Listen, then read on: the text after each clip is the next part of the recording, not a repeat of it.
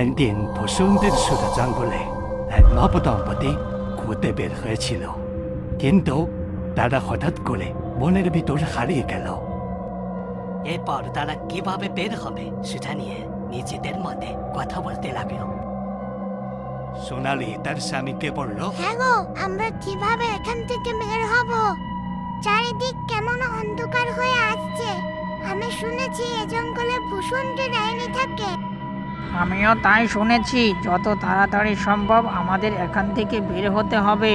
চলো আমরা তাড়াতাড়ি জঙ্গল থেকে বের হওয়ার রাস্তা খুঁজি।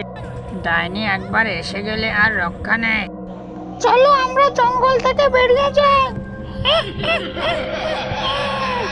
ওই দেখো, দুটি লোক আসছে। কতদিন মানুষের রক্ত খাইনি, অনেকদিন পর দেখা হলো। তোরা ওখানে দাঁড়িয়ে যা, অনেকদিন পর মানুষের মাংস খাবো। না গো ডাইনি দিদি, আমাদেরকে তুমি খেও না। আমরা সবে মাত্র বিয়ে করেছি।